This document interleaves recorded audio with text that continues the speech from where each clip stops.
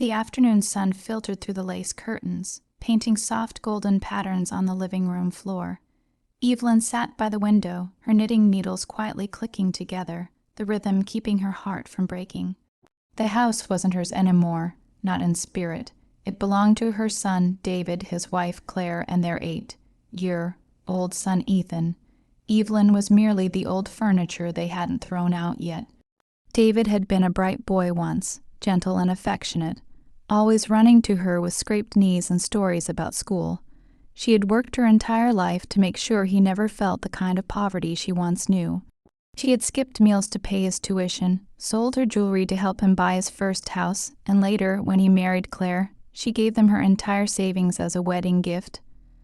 But over time, gratitude faded, replaced by something colder, a sense of entitlement. David didn't see her as his mother anymore. He saw her as an obligation. That morning, Evelyn had made breakfast. She woke up early, as always, because old habits die hard. She cooked eggs and toasted bread, arranged fruit in a bowl, and poured milk into Ethan's glass.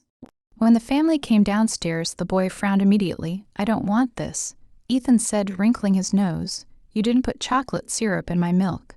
Evelyn smiled gently. "Oh, I'm sorry, dear. I thought you liked it plain." "I don't," Ethan snapped. "Mom said I can have it with syrup." Before she could answer, Claire appeared, perfectly dressed even in the morning, scrolling on her phone. "Evelyn, you should know by now what he likes," she said sharply. "He's a child, not some soldier who eats whatever you give him." "I just wanted to," Evelyn started, but Ethan had already pushed the glass away. The milk spilled across the table, dripping onto the floor. Evelyn hurried to wipe it with a cloth, her hands trembling slightly.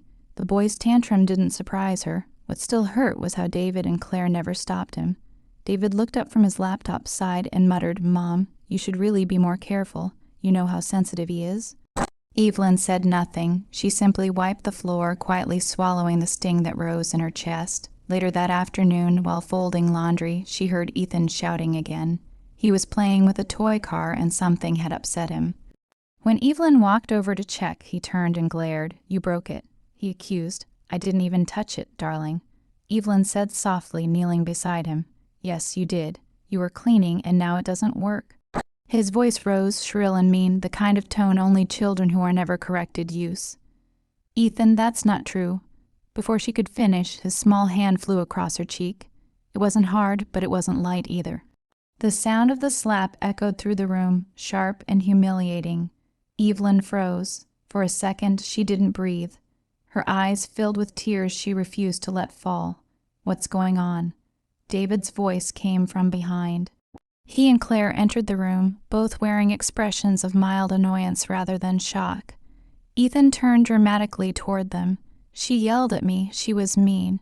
Evelyn shook her head slowly. "I didn't, David. But before she could defend herself, David chuckled, shaking his head. "Mom, he's a kid. Don't take it so seriously." Claire crossed her arms, her lips twisting into a mocking smile. "He's just playing. If it bothers you so much, go on. Hit him back if you dare." For a moment, Evelyn just stared at them. The room was quiet except for the faint ticking of the clock. She saw no remorse in their eyes, no shame. Only the smugness of people who believed they'd risen above her. And then she smiled. A soft, fragile smile that hid everything.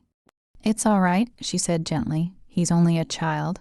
She turned away before they could see the tear that escaped down her cheek. That night, Evelyn sat in her small room at the far end of the house.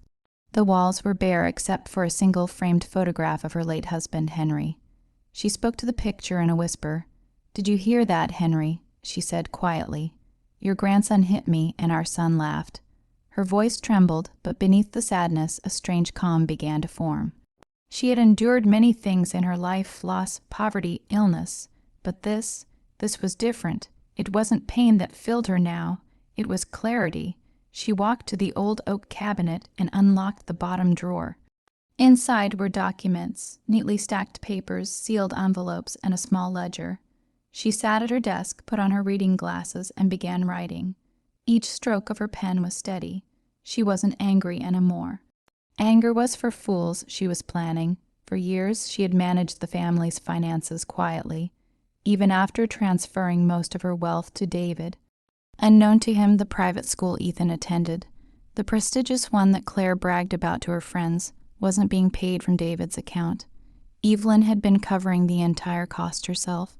David had lost his high-paying job months ago, but his pride wouldn't let him admit it. So she had stepped in discreetly, ensuring Ethan's education continued.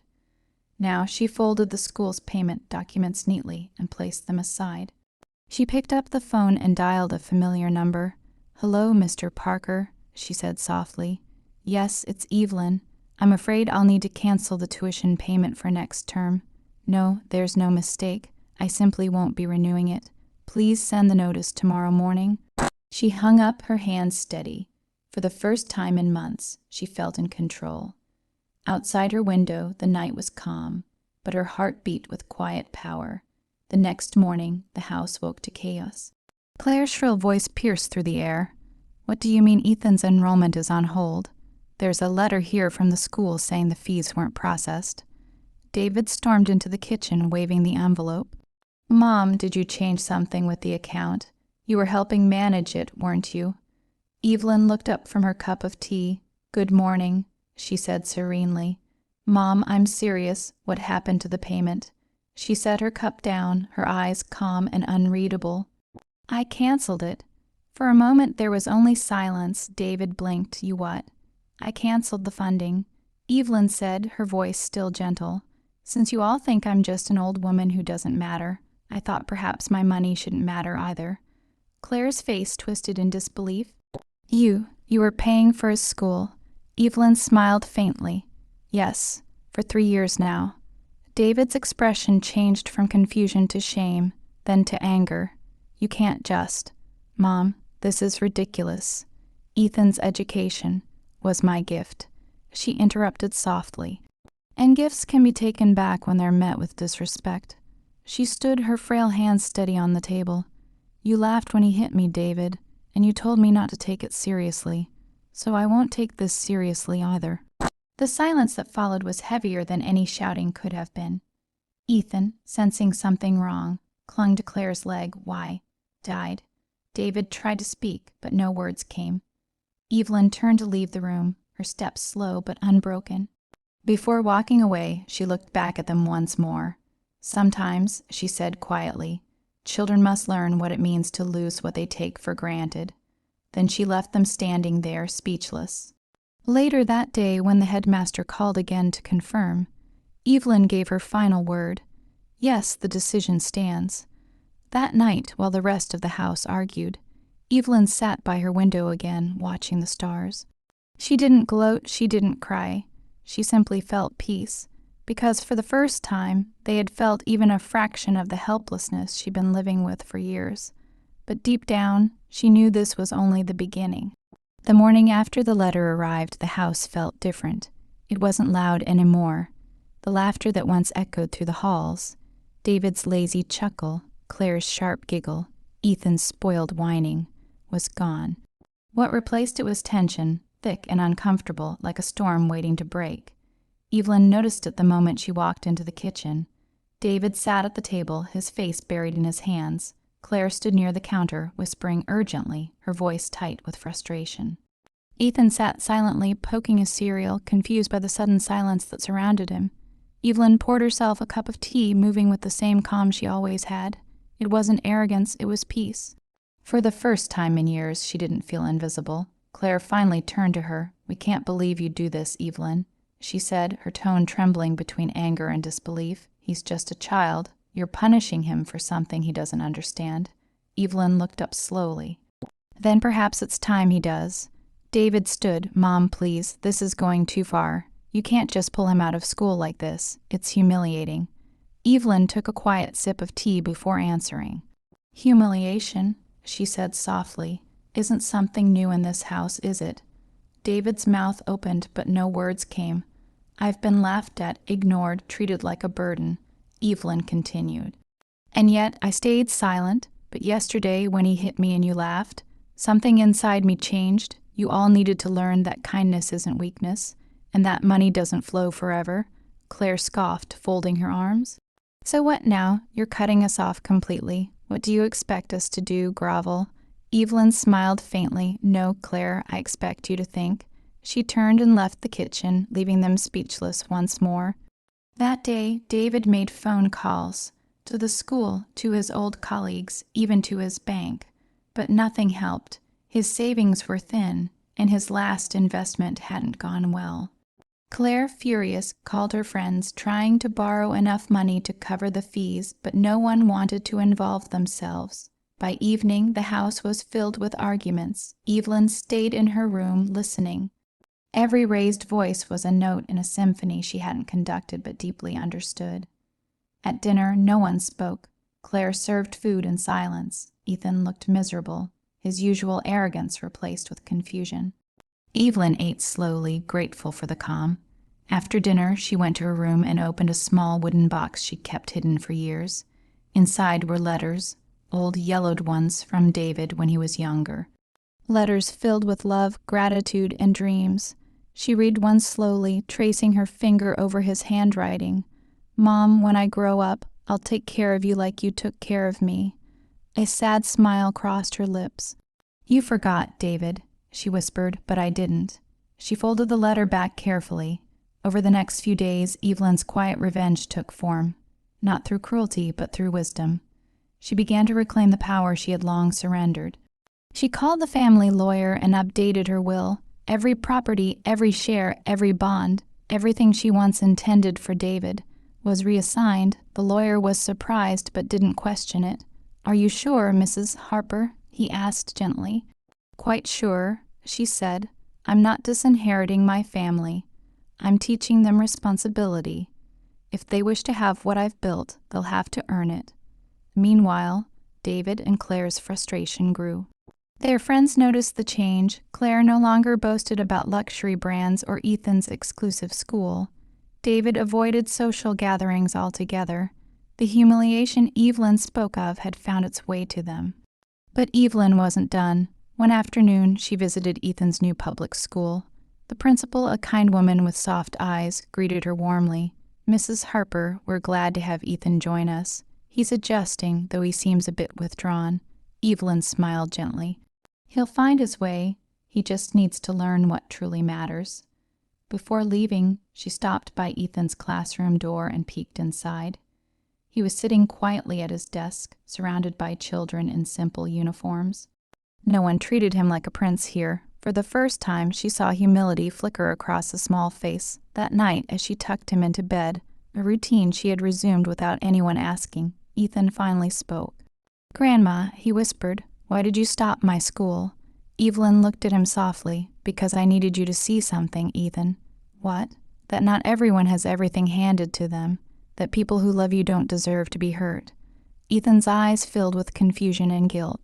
"I didn't mean to hurt you, I know," she said gently, "but you did.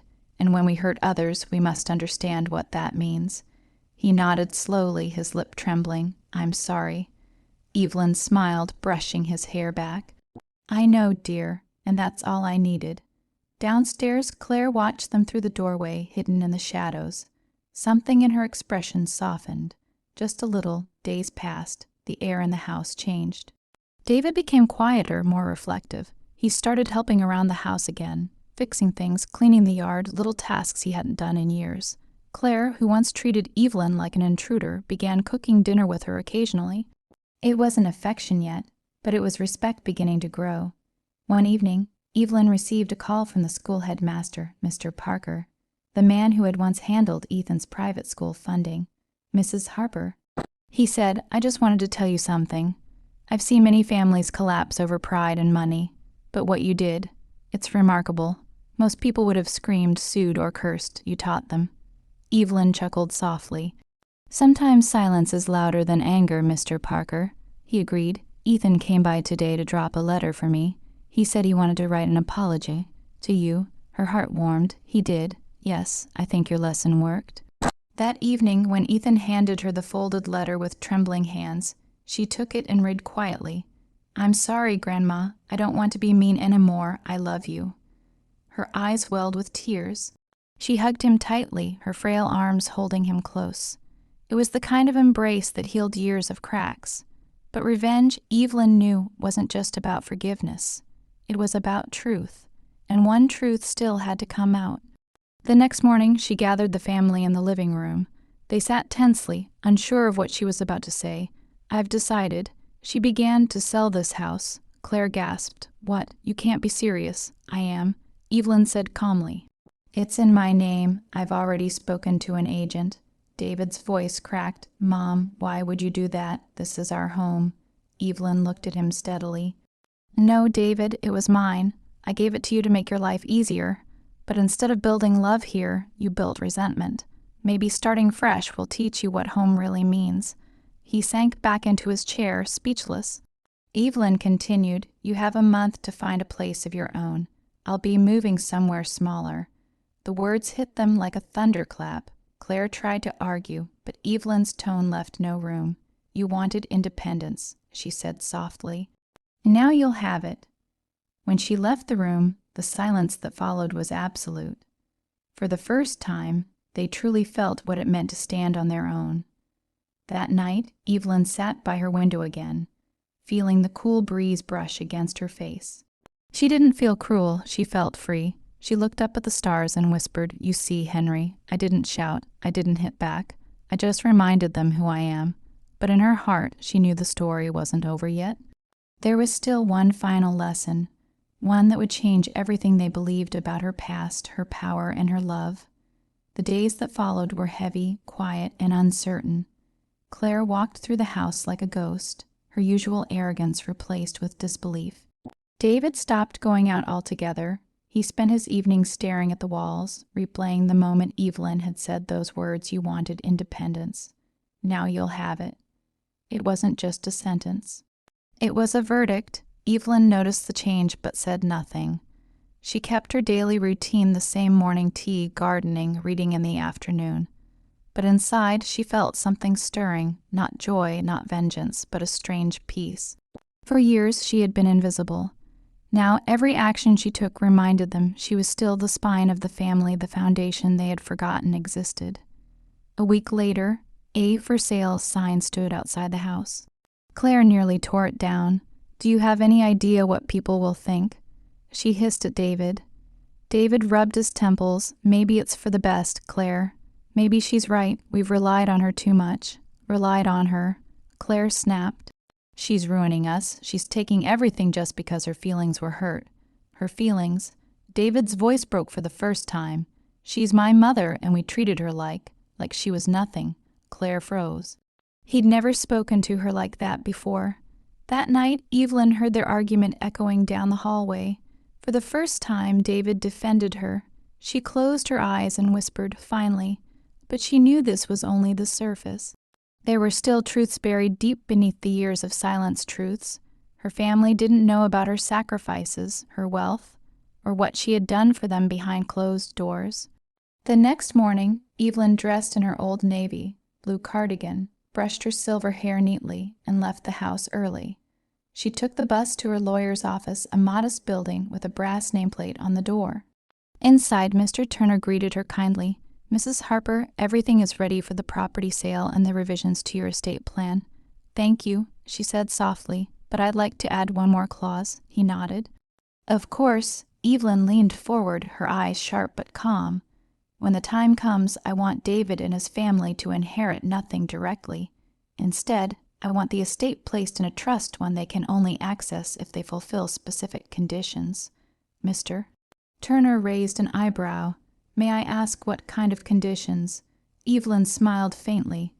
"They must spend 1 full year volunteering at the community home for elderly people, together, as a family. Only then will they understand the worth of what they took for granted." The lawyer smiled softly, almost in admiration. "That's poetic, Mrs. Harper." Evelyn stood. "It's justice, Mr. Turner, quiet justice." When she returned home that afternoon, she found David waiting for her. He looked older, tired. "Mom, can we talk?" She nodded and gestured toward the garden. They sat together on the wooden bench where she used to tell him bedtime stories when he was little. "Mom." He began slowly. "I know I've been terrible. There's no excuse, but I can't understand how things got so bad between us. I used to love being around you." Evelyn watched the wind move through the flowers before answering. You still do, David. You've just forgotten how to show it. He looked down. You know, after Dad died, I wanted to prove I could take care of you. I worked so hard, but Claire, she wanted more, always more. I thought giving her what she wanted would make her happy. And it didn't.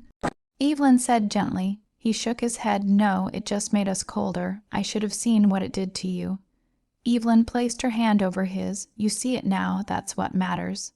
Their conversation lingered in the air, awkward but healing. She could sense the boy she had raised peeking through again, trapped under years of pride. Inside, Claire watched them from the kitchen window. Her eyes softened in a way that even she didn't recognize. For the first time, she saw the woman she had mocked not as a burden, but as the backbone that had kept their lives standing. That evening, while Evelyn was in her room, she heard a faint knock. It was Claire. "Come in," Evelyn said, surprised. Claire stepped inside hesitantly, holding a small photo frame. "I found this in the storage room," she said. It was a photo of Evelyn, young and radiant, standing beside Henry and little David. "You looked happy." Evelyn smiled faintly. "I was." Happiness was simpler then.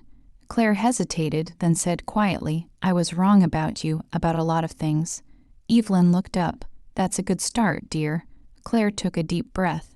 "David told me about how you helped us with the house down payment. The school. Even the business loan he never paid back. I didn't know." "I didn't want you to," Evelyn said. "Gratitude should come naturally, not because it's owed." For a long time they sat in silence, two women from different worlds, finally seeing each other clearly. When Claire left the room, Evelyn's eyes glistened. Maybe forgiveness wasn't so impossible after all. But fate had one more surprise waiting. A few days later, Evelyn received a letter from the local charity organization she had supported anonymously for years. They wanted to honor her for her contributions. She had funded an entire wing of the elderly care center. The letter had been meant as a formal thank you, but Evelyn saw something else in it, an opportunity. That evening, she gathered the family again. "I've been invited to an event next week," she said. "The community center is opening a new building for the elderly. I'd like you all to come with me." David frowned. "Why, we've never gone to those things before." "Exactly," she said simply. "It's time you did." Claire agreed reluctantly, mostly out of guilt. The day of the event arrived. Evelyn dressed in a simple cream shawl, her favorite pearl earrings gleaming faintly. When they reached the community center, the staff greeted her with respect and affection. People called her Mrs. Harper warmly, shaking her hands, thanking her. David and Claire exchanged confused glances. Then, during the ceremony, the announcer stepped onto the stage. "Ladies and gentlemen, we would like to honor Mrs. Evelyn Harper for her years of generosity and compassion. Without her support, this center, and the hundreds of seniors it helps, would not exist." Applause filled the hall. David's jaw dropped. Claire's eyes widened. Ethan looked at his grandmother like he was seeing her for the first time. Evelyn simply smiled, accepting the small plaque with quiet dignity. When they got home, David couldn't hold it in anymore. "Mom, all those donations, the charity work, you did all that alone." "Yes," she said calmly. "While you built a home, I built hope." He looked down, ashamed. "And I thought you were just old." Evelyn reached out and lifted his chin gently. "I am old, David, but age doesn't mean emptiness. You just never looked closely enough." That night, the house felt different again, not because of fear, but because of awe. For the first time, Evelyn wasn't a burden in their eyes. She was a force, one they had never truly understood. But her lesson wasn't complete yet. There was still one final truth to reveal, something that would change their understanding of everything they owned, everything they believed was theirs. In her small room, Evelyn opened a drawer and took out the last sealed envelope marked "For my family only when they are ready." She smiled faintly, her fingers brushing over the neat handwriting. "Tomorrow," she whispered. "Tomorrow they'll know." She turned off the lamp, the moonlight spilling across her wrinkled hands. She didn't need revenge anymore. What she had given them now was far greater, a mirror to their souls. Tomorrow, she would give them their final lesson. The next morning, the sun rose in soft golden strokes over the quiet neighborhood. The air was crisp, filled with the smell of dew and lavender from the small garden Evelyn had nurtured for years.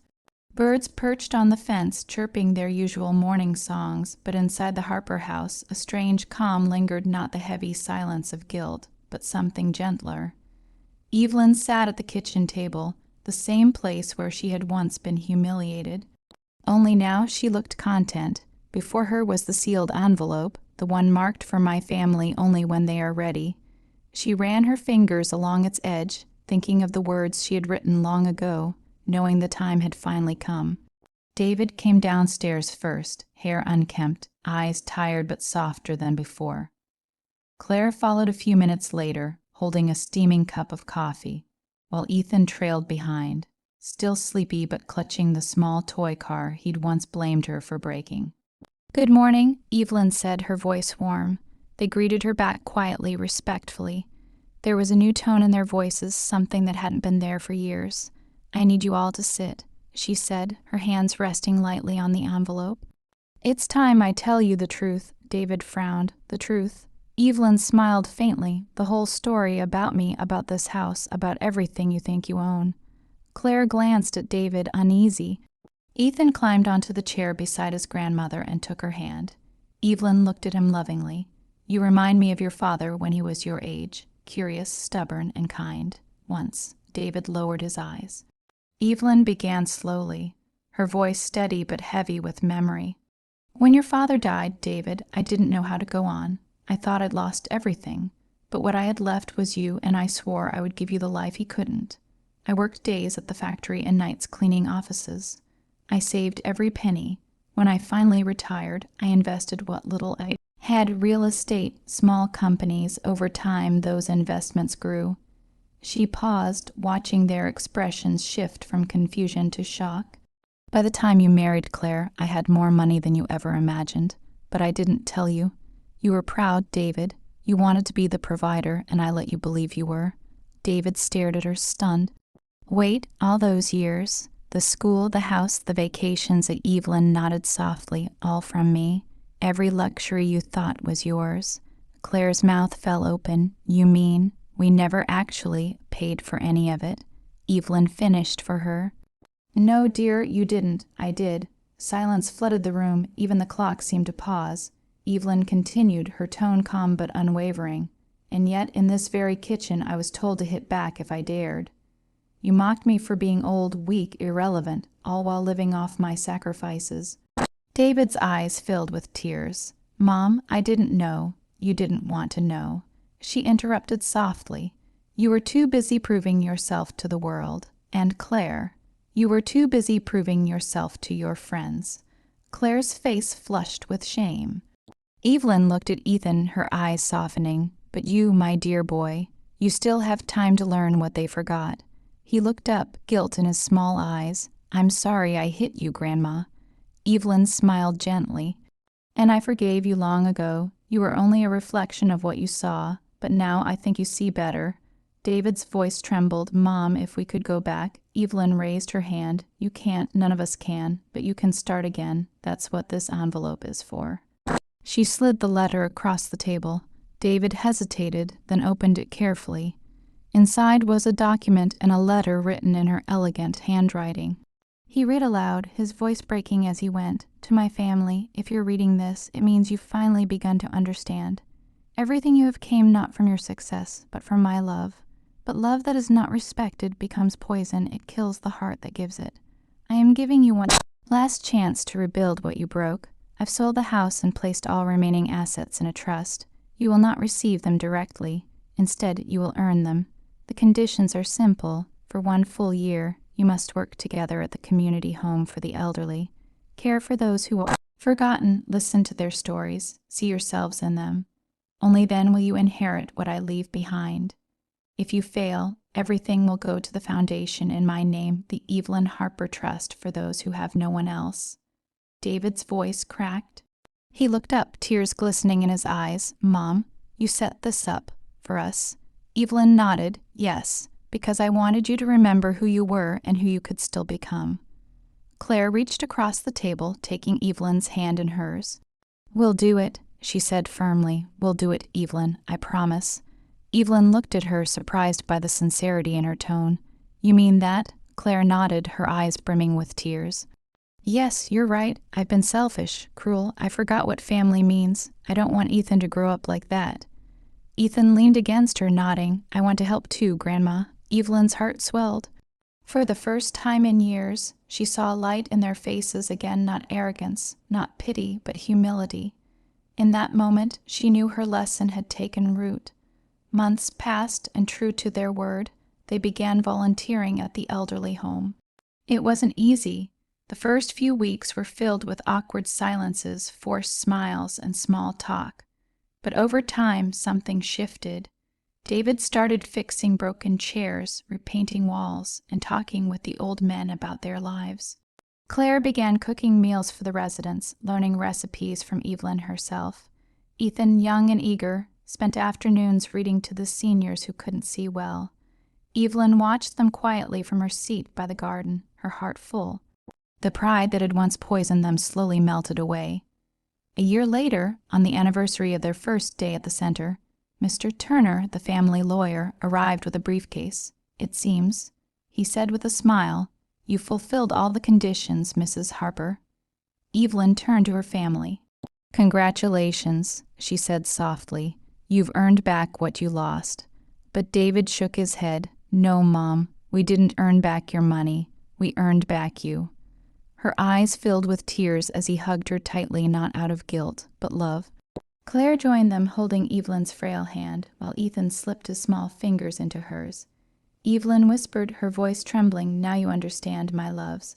Respect isn't taught with anger. It's learned through loss."